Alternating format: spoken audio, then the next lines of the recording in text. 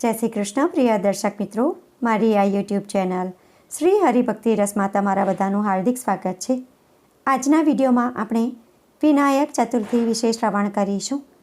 વિનાયક ચતુર્થીનું મહત્ત્વ શું છે? વિનાયક ચતુર્થી કયા દિવસે ઉજવવામાં આવશે? મુહૂર્ત કયું છે? તથા પૂજા વિધિ કેવી રીતે કરવી એ બધું જ આપણે વિડીયોમાં શ્રવણ કરીશું. તો વિડીયો તમે અંત સુધી શ્રવણ કરતા રહેજો. વિડીયો પસંદ પડે તો વિડીયોને લાઇક કરી બીજા બધા લોકો સુધી વિડીયોનો પ્રચાર કરજો, જેથી બીજા લોકો પણ શ્રવણ કરી શકે અને તે પુણ્યના પણ તમે ભાગીદાર થાવ. વિનાયક ચતુર્થી ભગવાન શ્રી ગણેશને સમર્પિત છે. ભગવાન શ્રી ગણેશને વિઘ્નહર્તા કહેવામાં આવે છે, કારણ કે ભગવાન શ્રી ગણેશ પોતાના ભક્તોના જીવનમાંથી બધા વિઘ્નો દૂર કરે છે, બધી મુશ્કેલીઓ દૂર કરે છે અને ભક્તોની બધી જ મનોકામનાઓ પૂર્ણ કરે છે. જો તમારા જીવનમાં મુશ્કેલીઓ હોય અને કોઈ ઉકેલ મળતો ન હોય તો તમારે ભગવાન શ્રી ગણેશની પૂજા કરવી જોઈએ. ભગવાન શ્રી ગણેશને પ્રસન્ન કરવા માટે ઘણા લોકો આ દિવસે વ્રત પણ રાખે છે. ભગવાન શ્રી ગણેશની આ દિવસે વિશેષ પૂજા કરવામાં આવે છે. હવે આપણે જાણીશું કે વિનાયક ચતુર્થી કયા દિવસે ઉજવવામાં આવશે. વર્ષ 2025માં કારતક માસના શુક્લ પક્ષમાં આવતી ચતુર્થી તિથિ 25 ઓક્ટોબર 2025 અને શનિવારના રોજ મધ્યરાત્રે એટલે કે વહેલી સવારે 1:19 પર શરૂ થશે તથા 26 ઓક્ટોબર 2025 અને રવિવારના રોજ મધ્યરાત્રે એટલે કે વહેલી સવારે 3:48 પર સમાપ્ત થશે. ઉદય તિથિ અનુસાર વિનાયક ચતુર્થીનું વ્રત 25 ઓક્ટોબર 2025 અને શનિવારના રોજ ઉજવવામાં આવશે. આ દિવસે શુભ યોગો બની રહ્યા છે, જે યોગમાં પૂજા કરવાથી આપણને ભગવાન શ્રી ગણેશના વિશેષ આશીર્વાદ પ્રાપ્ત થાય છે. વિનાયક ચતુર્થીના દિવસે શોભન યોગ અને રવિ યોગ બની રહ્યા છે. આ યોગમાં ભગવાન શ્રી ગણેશની પૂજા કરવાથી અને મંત્રો જપ કરવાથી સાધકને સુખ અને સૌભાગ્યમાં વૃદ્ધિ થાય છે. હવે આપણે આ દિવસના મુહૂર્ત વિશે જાણી લઈએ. આ દિવસે સૂર્યોદય સવારે 6:28 પર થશે. સૂર્યાસ્ત સાંજે 5:42 પર થશે. બ્રહ્મ મુહૂર્ત સવારે 4:46થી શરૂ થઈ સવારે 5:37 સુધીનું રહેશે. વિજય મુહૂર્ત બપોરે 1:57થી શરૂ થઈ બપોરે 2:42 સુધીનું રહેશે. ગોધૂલી મુહૂર્ત સાંજે 5:42થી શરૂ થઈ સાંજે 6:07 સુધીનું રહેશે.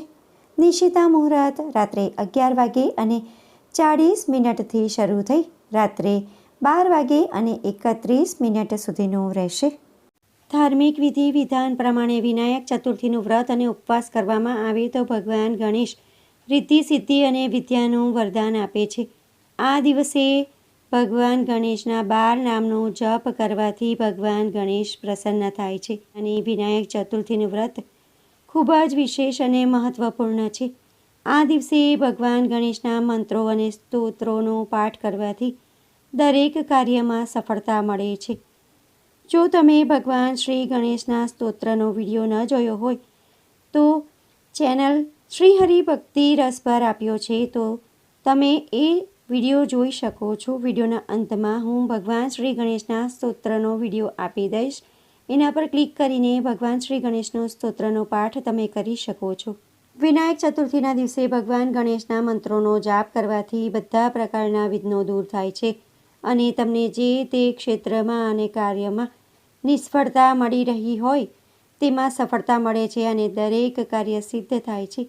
હવે આપણે ભગવાન શ્રી ગણેશના મંત્રો જાણી લઈએ. ભગવાન શ્રી ગણેશનો પ્રથમ મંત્ર છે ઓમ ગમ ગણપતયે નમઃ. દ્વિતીય મંત્ર છે વક્રતુંડ મહાકાય સૂર્યકોટિ સમપ્રભા નિર્વિઘ્નમ કુરુ મે દેવ સર્વકાર્યેષુ સર્વદા. આ મંત્રનો તમારે આખો દિવસ જપ કરવો તથા પૂજા કરતી વખતે ખાસ તમારે આ મંત્રોનો જપ કરવો જોઈએ. ભગવાન શ્રી ગણેશનો તૃતીય ગાયત્રી મંત્ર છે, एकदन्ताय विद्महे वक्रतुण्डाय धीमहि तन्नो दन्ती प्रचोदयात्. આ 3 મંત્રોમાંથી તમે કોઈ પણ મંત્રનો જાપ કરી શકો છો. આ દિવસે ભગવાન શ્રી ગણેશના 12 નામ તમારે ખાસ જપ કરવા. હવે હું તમને 12 નામ જણાવું છું. સુમુખ, एकदंत, કપિલ, ગજકર્ણક, લંબોદર, વિકટ, વિઘ્નોનો નાશ કરનાર, વિનાયક, ધૂમ્રકેતુ, ગણાધ્યક્ષ, ભાલચંદ્ર, ગજાનન. આ પ્રમાણે તમારે 12 નામનો જપ કરવો. ભગવાન શ્રી ગણેશના 12 નામના મંત્રનો પણ તમે જપ કરી શકો છો. હવે આપણે 12 નામના મંત્રો જાણી લઈએ. ઓમ સુમુખાય નમઃ, ઓમ एकदन्ताय નમઃ, ઓમ કપિલાય નમઃ, ઓમ ગજકર્ણાય નમઃ, ઓમ લંબોદરાય નમઃ, ઓમ વિકટાય નમઃ, ઓમ વિઘ્નાશાય નમઃ, ઓમ વિનાયકાય નમઃ, ઓમ ધૂમ્રકેતવે નમઃ, ઓમ ગણાધ્યક્ષાય નમઃ, ઓમ ભાલચંદ્રાય નમઃ, ઓમ ગજાનનાય નમઃ. આ 12 મંત્રનો પણ તમે જાપ કરી શકો છો. વિનાયક ચતુર્થીના દિવસે વિઘ્ન દૂર કરવાવાળા દેવતા ભગવાન શ્રી ગણેશની પૂજા કરવાનું વિધાન છે. આ દિવસે ભગવાન શ્રી ગણેશની વિધિ વિધાનથી પૂજા કરવામાં આવે તો બધા ભક્તોની ઈચ્છા પૂરી થાય છે અને કષ્ટોમાંથી છુટકારો મળે છે.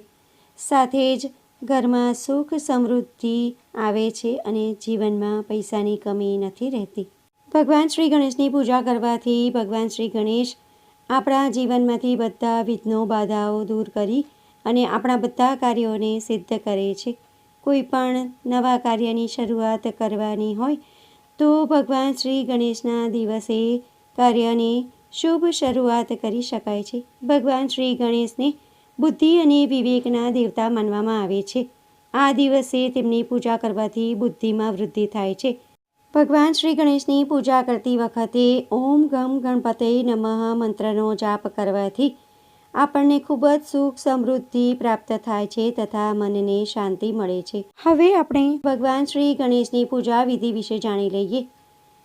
વિનાયક ચતુર્થીના દિવસે જે પણ વ્યક્તિ વ્રત રાખે છે તેણે બ્રહ્મ મુહૂર્તમાં ઉઠી સ્નાન કરી સ્વચ્છ કપડાં પહેરવા, સૂર્યદેવને અર્ઘ્ય આપવું.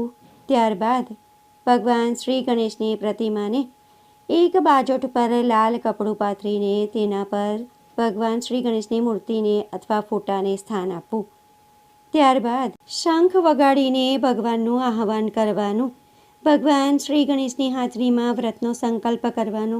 ભગવાન શ્રી ગણેશની મૂર્તિને ગંગાજળથી સ્નાન કરાવવાનું.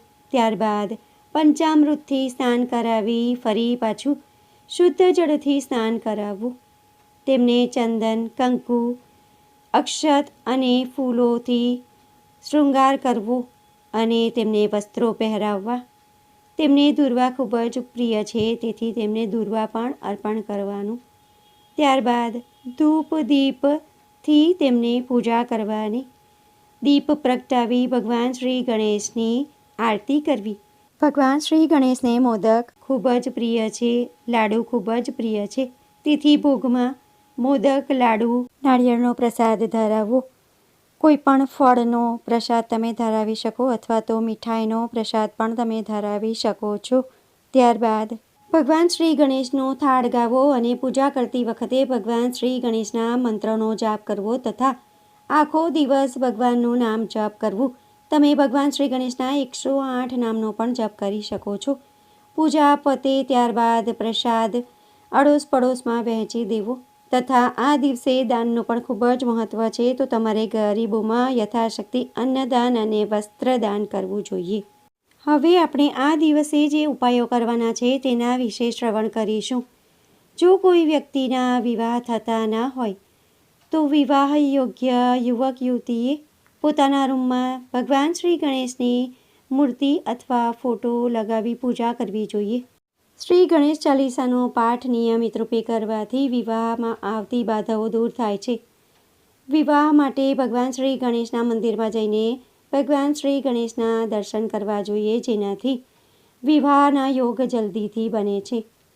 ભગવાન શ્રી ગણેશની પૂજા કરવાથી કારોબારમાં વૃદ્ધિ થાય છે. તમારી દુકાન અથવા જ્યાં તમે કાર્ય કરતા હોય ત્યાં ભગવાન શ્રી ગણેશની મૂર્તિ સ્થાપિત કરવાથી કારોબારમાં વૃદ્ધિ થાય છે.